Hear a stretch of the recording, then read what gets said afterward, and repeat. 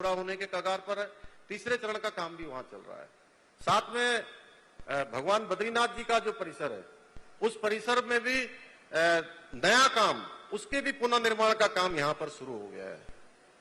मैं आप सबके सामने, मुझे कहने में अच्छा लग रहा है कि आज जिस प्रकार से उत्तर प्रदेश का विकास हुआ है, माननीय मोदी जी के मार्गदर्शन में, आदरणीय योगी जी के नेतृत्व में उत्तर प्रदेश आगे बढ़ा है और उत्तम प्रदेश बना है।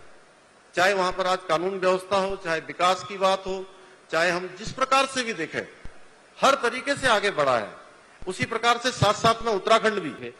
चाहे आज हम सड़कों की बात करें, सड़कों के क्षेत्र में मैं अभी गंगोत्री के कपाट खुलने के अवसर पर गंगोत्री गया हुआ था, तो वहां पर जितने भी श्रद्धालु आए थे, सारे के सारे श्रद्धालु लगभग कोशिश कर रहे थे कि वो मिल पाते, लेकिन सबसे मैं मिल नहीं पाया। जितने लोग भी मिले, सभी लोग जो है अच्छी सड़कों के लिए भी धन्यवाद कर रहे थे। जिस प्रकार से आज मोदी जी के नेतृत्व में 2014 के बाद उत्तराखंड के अंदर, चाहे वो 4 धामों को जाने वाले सड़क हो, ऑल वेदर रोडों के रूप में हो, या पूरे उत्तराखंड के एक कोने से दूसरे कोने को जोड़ने वाले हों, या उत्तर प्रदेश को जोड़ने वाले हों, दिल्ली को जोड़ने वाले हों, चाहे आप हरिद्वार से आज दिल्ली जाने की बात हो, चाहे देहरादून जाने की बात हो, चाहे हमारे उस दूसरे मंडल में जाने की बात हो, या 4 धामों को जाने वाली बात हो, हर तरफ आज सड़कों का जाल बिछ गया है।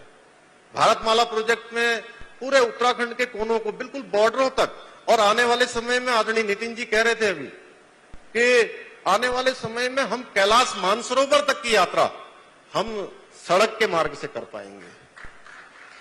बहुत तेजी से ये सारे काम हो रहे हैं आज हवाई सेवा के क्षेत्र में भी। और सबसे बड़ा जो एक काम जिसके बारे में आज हमारे पहाड़ के बहुत सारे गांव ऐसे हैं कि वहां के बच्चों ने प्रत्यक्ष रूप से ट्रेन भी देखी भी नहीं होगी, रेल देखना भी उनके लिए एक सपना है।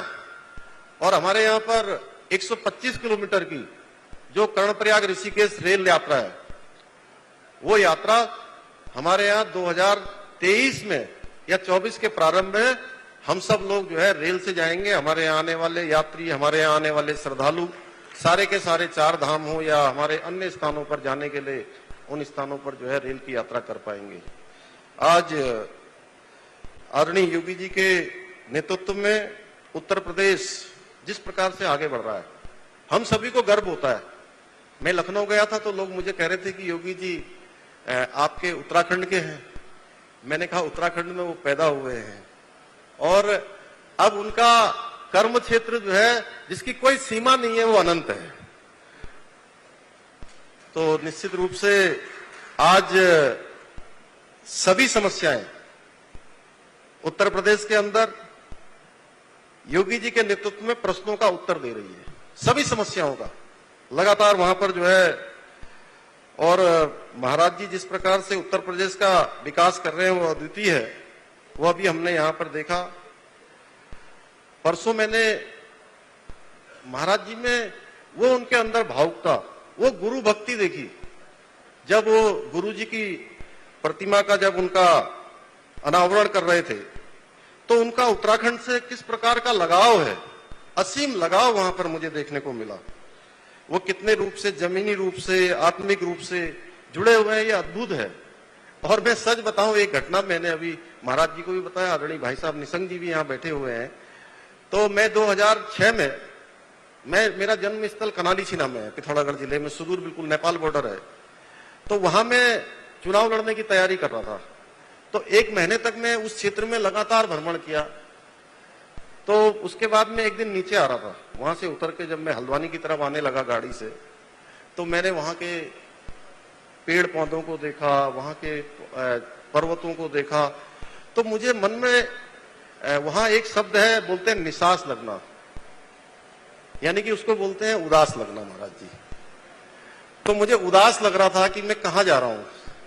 और आप 3 दिन से यहाँ आए हैं और आज आप चले जाएंगे हमारे बीच में से, बहुत दूर नहीं है। हम लोग जब भी आपसे मिलना चाहते हैं मिल लेते हैं, कार्यक्रमों में भी मिलते हैं, टेलीविजन के माध्यम से भी मिलते हैं, लेकिन आपके जाने का जो अनुभव हो रहा है वो निसास जैसा, उदास जैसा लग रहा है।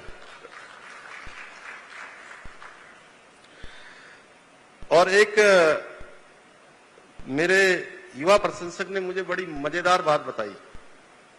उन्होंने कहा कि आदित्य के प्रकाश में ही पुष्कर में कमल खिलता है।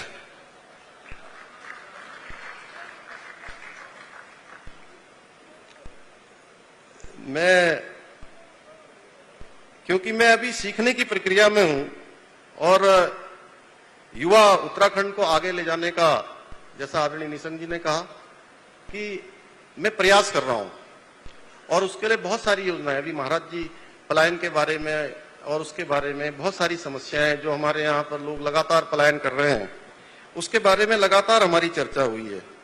मैं आप सभी संतों के समक्ष यह विश्वास दिलाता हूं कि माननीय प्रधानमंत्री जी के नेतृत्व में, उत्तर प्रदेश में आदरणीय योगी जी के नेतृत्व में और उत्तराखंड ये पुनः जो भारत को विश्व गुरु बनाने का हमारा प्रयास है, ये स्वप्न है, हम सब लोग मिलकर पूरा करेंगे। ये जो हमारी यात्रा है, ये हमारी यात्रा किसी की यात्रा नहीं है, किसी एक व्यक्ति की यात्रा नहीं है, ये किसी की निजी यात्रा नहीं है। इस यात्रा को हम सब और पूज्य संतगणों के आशीर्वाद से, हमारे सभी महान विभूतियों के आशीर्वाद से हम इसको गंतव्य तक पहुंचाएंगे। मैं एक बार पुनः आदरणीय योगी जी का अपने हृदय की गहराइयों से उनके आगमन पर यहाँ पर स्वागत एवं अभिनंदन करते हुए और उत्तर प्रदेश के सभी अधिकारीगण जो इस कार्यक्रम में आए हैं, मैं उनका भी अपनी तरफ से बहुत धन्यवाद करते हुए कि उन्होंने और हमारे मंत्रीगण, आए हुए सभी अतिथिगण जिनका मैं यहाँ से संबोधन नहीं कर पाया, उन सभी का एक बार स्वागत एवं अभिनंदन करते हुए अपनी बात को समाप्त करता हूं। बहुत बहुत धन्यवाद। बहुत बहुत धन्यवाद माननीय मुख्यमंत्री उत्तराखंड। मित्रों, पिछले 3 दिनों पूरे देश और पूरी दुनिया ने जो दृश्य देखे, धामी जी ने बहुत विस्तार से उसके बारे में चर्चा की और मुझे संस्कृत के एक श्लोक से वो बात पूरी समझ में आ जाती है कि जननी जन्मभूमिश्च स्वर्गादपि गरीयसी। तो अब जबकि आदरणीय योगी आदित्यनाथ जी की ये जो ऐतिहासिक यात्रा है अपने उत्तरार्थ में है, मैं उनको उनके उद्बोधन के लिए, उनके आशीर्वचन के लिए आमंत्रित करता हूं। जोरदार तालियों के साथ स्वागत कीजिए योगी आदित्यनाथ जी, उत्तर प्रदेश के यशस्वी मुख्यमंत्री माननीय योगी आदित्यनाथ जी अब आपसे आपके सामने हैं।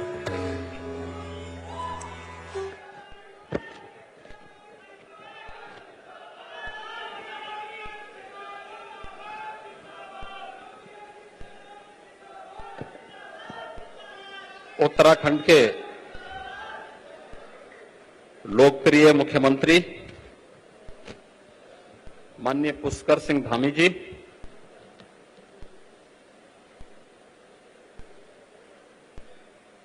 उत्तर प्रदेश सरकार के पर्यटन एवं संस्कृति मंत्री श्री जयबीर सिंह जी, उत्तराखंड सरकार के पर्यटन मंत्री माननीय श्री सतपाल महाराज जी, लोकप्रिय सांसद और उत्तराखंड के पूर्व मुख्यमंत्री माननीय डॉक्टर रमेश पोखरियाल निशंक जी, हरिद्वार के लोकप्रिय विधायक और भारतीय जनता पार्टी के उत्तराखंड के अध्यक्ष माननीय श्री मदन कौशिक जी,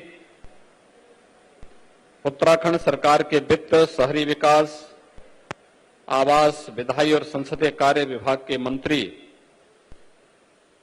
माननीय श्री प्रेमचंद अग्रवाल जी, कृषि एवं कृषक कल्याण एवं सैनिक कल्याण ग्राम विकास विभाग के मंत्री माननीय श्री गणेश जोशी जी, उत्तर प्रदेश सरकार के व्यावसायिक शिक्षा और कौशल विकास विभाग के मंत्री श्री कपिल देव अग्रवाल जी, लोक निर्माण विभाग के राज्य मंत्री श्री ब्रजेश सिंह जी, सभी माननीय विधायकगण, जनप्रतिनिधिगण और जिनके आशीर्वाद से, जिनको साक्षी मान करके आज यहां पर एक कार्यक्रम हो रहा है पूज्य संत जनों की उपस्थिति में। यहां पर हमारे पूज्य संत जन जिनका आशीर्वाद यहां पर हमें आज प्राप्त हो रहा है, इन सभी पूज्य संतों का, जिनकी उपस्थिति में पूज्य युग पुरुष स्वामी परमानंद जी महाराज, पूज्य स्वामी ज्ञानदेव सिंह जी महाराज, स्वामी रविंद्रपुरी जी महाराज, स्वामी भगतराम मुखिया जी, स्वामी चिदानंद मुनि जी महाराज, स्वामी यतीन्द्रानंद गिरी जी महाराज, स्वामी हरि चेतनानंद जी महाराज, स्वामी विष्णुदास जी महाराज, स्वामी महंत देवानंद सरस्वती जी महाराज, महंत ईश्वरदास जी महाराज, स्वामी शिव प्रेमानंद पुरी जी महाराज, महंत महेश पुरी जी महाराज, महंत अरुणदास जी महाराज, महंत चेताईनाथ जी महाराज, ऐसे सभी हमारे पूज्य संत जनों की एक लंबी श्रृंखला यहां पर है। मैं उन सबको नमन करते हुए उनका आज के इस कार्यक्रम में हृदय से अभिनंदन करता हूं, उनका हृदय से स्वागत करता हूं। आज का कार्यक्रम आपके सामने हमारे मंच पर अभी जिन महानुभावों का उद्बोधन आप सबको सुनने को मिला है, उससे बहुत स्पष्ट हो चुका है। उत्तराखंड बनने के बाद उत्तर प्रदेश और उत्तराखंड के बीच में संपत्ति विवाद चला आ रहा था और 21 वर्षों से यह मामला जब आपसी सहमति और संवाद से नहीं सुलझ पाया तो ये न्यायालय में चला गया और न्यायालय में जाने के बाद अनसुलझा हो गया। 2017 में जब मुझे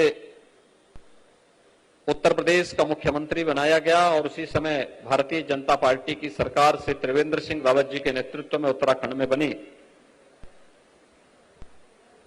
एक मामला सुप्रीम कोर्ट में जो चल रहा था, सुप्रीम कोर्ट ने बहुत तीखी टिप्पणी की थी। मुश्किल से सरकार बने हुए एक सप्ताह हुए थे, इस समय तीखी टिप्पणी हुई थी। तो मैंने अपने उत्तर प्रदेश सरकार के अधिकारियों से पूछा, मैंने कहा ये न्यायालय को, माननीय न्यायालय को इसमें इतनी तीखी टिप्पणी करने की आवश्यकता क्यों पड़ी? क्या हम इसका समाधान बैठ करके नहीं कर सकते थे? लेकिन जो अक्सर नौकरशाही की प्रवृत्ति होती है टाल मटोल करने की, और उसके कुछ समय के बाद मेरे पास उत्तराखंड के माननीय मुख्यमंत्री जी का भी फोन आया कि हम लोग इस मुद्दे पर बैठना चाहते हैं।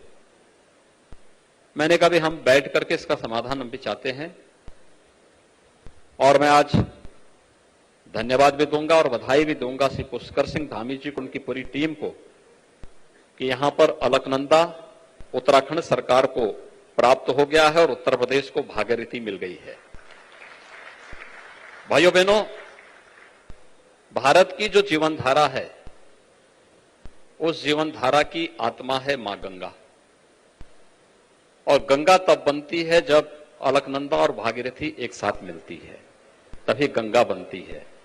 तो ये भारत की एक उज्ज्वल जीवन धारा है जिसको लेकर के जो प्रधानमंत्री मोदी जी की उस परिकल्पना को, एक भारत श्रेष्ठ भारत की परिकल्पना को साकार करता है कि लोकतांत्रिक रूप से चुनी गई सरकारें अपनी समस्या का समाधान संवाद के माध्यम से करेंगे और संवाद के माध्यम से समस्या का